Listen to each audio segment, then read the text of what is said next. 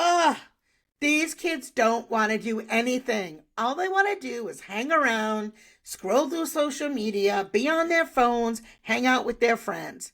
Is this something that you hear from your school age teachers?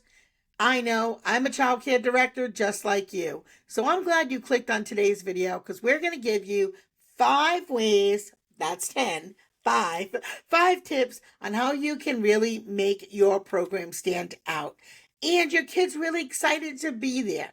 Now, the first thing I want to say is, it's okay if they want to just hang out because that's what you do when you get out of work, is it not? You want to hang out with your friends. So it's okay. Be part of that. Stop going against what kids want to do and start working with it. That will be your number one goal, is to be open-minded and understand that the kids have their own interests and their own needs, no matter how much curriculum we plan for them. So let's start with this. Kids love things that are messy and they love hands-on activities. They love to experiment and they certainly love interactive games. They also love projects that let them to continue to work on it long over a period of time. So maybe they're not excited about doing that paper plate fish that you made on the curriculum calendar, but maybe they would be really excited about learning how to do something that they like. So start with an interest inventory for sure. One of the things, I'll give you an example how they love to do games. So I had a teacher, this is quite a few years back, but I had a teacher who was like, oh, these kids, they don't want to do anything. And at that time, Pokemon Go was really, really popular. I think it's coming back now, but it was really, really popular. So on the calendar, it said a scavenger hunt. And so what I did was I made photocopied Pokemon characters and I hid them throughout the school, inside and outside. And we had little points connected to each of the Pokemon characters, and each one had a different value and a different prize. And so we had the kids go hunt for Pokemon. They 100% were on board. They 100% could not wait to find the Pokemon.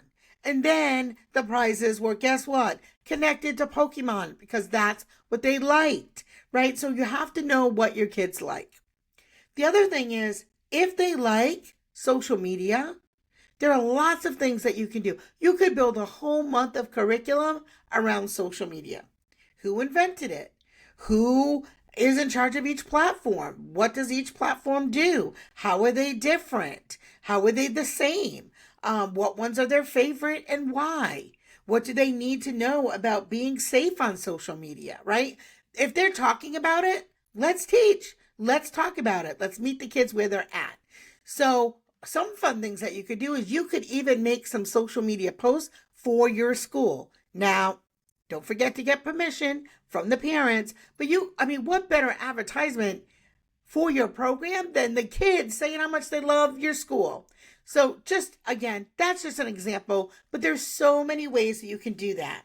I have a podcast. I love podcasting. And so we decided to do a podcast club to see how the kids liked it. And they loved it. They loved understanding how you book a guest, how to make a script, what kind of equipment do we use, what kind of lighting did we have. There was just so many pieces of it. And I don't think they ever really realized how much went into podcasting, but they did. And they got really excited. And so we started interviewing the students. And each week they got better and better at interviewing skills. Now, I don't know about you, but I think that could be a skill that could be really handy in a school age program, especially if you're working with children who are in 6th grade, 7th grade, 8th grade, because at some point in the very near future, they'll be going out for interviews. So think about how that connects. Also, many of these children, as they get older, they may go into the media space. They may go into computers. So there are lots of opportunities because we know that's where the future is. Future jobs are there. So very progressive and a very great way to build your program, build some media around it, and have the kids be part of it. You can even have your parents be part of it too. But it's just a great way to do that, is to connect with interests that kids have. and making a game out of things, whether it's a challenge that has a reward or badges or point systems.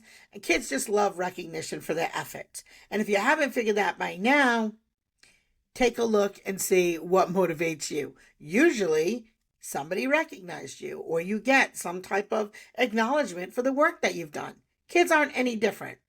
My one point that I would do or would make is make sure that when you're building these types of activities that they are collaborative, meaning maybe a whole team wins or a whole group wins instead of one individual child, so that we also can get the benefit of kids working together. So that would be one thing that I would say that you could do. You want to offer choices that are flexible. Give them options and different activities. Also, lots of programs will have two different philosophies. They either have all ages mixed or children are separated by age and grade level. So there's benefits to both. So maybe you mix it up a little bit. Maybe there are times where you have older children and younger children working together on projects. And what a great way for older kids to be role models, right? And then there are other times where you want to do something that's, very challenging, might be very intricate, which might be very hard for a younger student to do. So mix it up, make it fun. Because if it's always the same, one way or the other, again, pros and cons, it can get a little boring, right? So mixing it up a little bit will really go a long way. Now, going back to they never want to do anything, they just want to hang out. That's true. So build a space for kids to hang out where they can really build on those friendships, because we know socialization right now is really hard for students. And so the more that we can help build their social and emotional skills in a way that's meaningful, the better. So, and it also helps create that community feeling. I don't know about you, but my kids at my school have been together forever. They're not even classmates at this point. They're more like siblings. I have students who came to my program as infants who are now in like 5th and 6th grade. So, and they've been with the same kids for a very long time. So that's two things that are great about that. One, they have a real strong bond with each other. But two, when new kids come in, it's sometimes hard to break into that. I hate to use the word clique, but into the group. So be mindful of that. And so when you have these spaces where children are being social, be engaged. Not saying be snoopy, but be engaged in the conversations. Maybe do some conversation starters as the teacher, and let's see where that goes. And beyond, like, how was your day? Like things that are really meaningful to kids. And the only way that you know that is if you're connected and you're a part of what's going on in your school. So you have to listen and ask how, not only how they're doing, but, ask them what they feel like doing and when they feel like doing it. Because again, it's okay to allow students to have social time. I would say that's a huge part of school age programs, is having that social piece where at school, what are they told all day? Shh, be quiet. Shh, you can't talk. Once in a while, they might get a group project. For the most time, it's be quiet until I call on you. So when we get to after school programs, they want to chat, and they want to chat a lot. And I'm here for it. I want to hear what they have to say. I care about what they think. I want to make sure that they are able to communicate with each other, because I can't think of any skill that's more important than communication at any age level. Now, some of the things I know my kids love, love, love, love to do is cooking. So how can you expand on cooking, right? One way, again, if you're saying like kids really, really are just always want to be on their media. So maybe we find out who's our favorite chef. Maybe we look up recipes and then we take consensus of what we're going to make. Or maybe we make a calendar of 5 different recipes we're going to make in the month. But have the kids do some research. Or maybe we even give them, we really, really get strategic and say, okay, I want to make an authentic dish from Italy. Let's find what we want to make. Everybody, let's Google it now on the school tablet, etc. And then let's see what we come up with. And then we take consensus. And then we talk about an ingredients. Maybe we take a field trip to the store to buy the ingredients, or the local farmer's market, and buy the ingredients. And so this is a great way to tie everything together. You can get that field trip out of it, that experience, maybe talking to the farmer about how he grew that oregano for that dish that we're going to make. And don't forget about the science that you can really pull into a cooking project as well, especially if you're making things like sauces and infusion, and how we're putting spices together, and balancing acidity and sweetness, and balancing the things in our taste buds, and smelling, and all of the things, right? I get so excited about it. But immersive curriculum will always get your kids excited. It has to be a full experience. We're so used to a world of, like VR. Think about VR, right? That's an immersive experience. And your curriculum should be immersive too. If it is the same boring stuff that you've been doing over and over again with the same group of kids over and over again, they're going to get bored. And probably so are you. So where is your enthusiasm? Make sure you're bringing that enthusiasm to the table. So let's see. We have got incorporate hands-on activities. Also, make sure that we make a game or experience about it. Offer choices and flexibility, letting us be able to mix it up. Big group, little group. Age specific, not age specific. Where we're going to do the activity. Not every activity needs to be in the space that it was created for. Like, we can do art outside. Right? That might be different. Maybe we have open-ended art, and gosh, I hope you have open-ended art, because we do tend to get very like, this is what we're going to make today, kids, and aren't we all excited? Maybe we just bring out the materials. We bring them out to the picnic table. It's a beautiful day out. Here are 8 different types of medium. You can use chalk. You can use oil painting. You can use finger painting. Like, put out materials and let kids decide what they're going to make. And then let them tell you about it. Because we always like to tell them what they're going to learn. Let them tell you.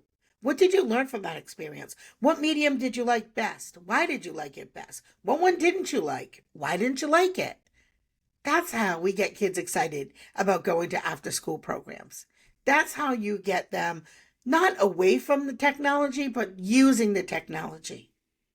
So I'm going to give another example. So at my program, we have a beautiful backyard, and it's fall here, and there's lots of leaves that are falling.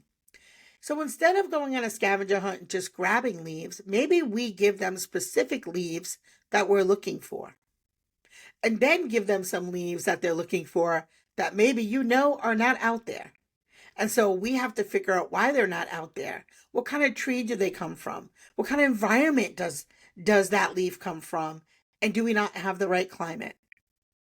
Right? What other things did we find beyond those leaves? So these are just some examples, but you have to get jazzed up about your curriculum. Make sure that it is immersive, or for that choice and flexibility. And then lastly, of course, creating that safe environment where kids can be social, where we can build their social and emotional skills, their communication skills, their sense of community. So that's how you do it, guys. If you liked today's video, give us a subscribe, leave us a comment below. Don't forget the notification bell. Let you know when our next video comes out. And we want to hear from you, so stay connected. Thank you so much for tuning in, and have a great day.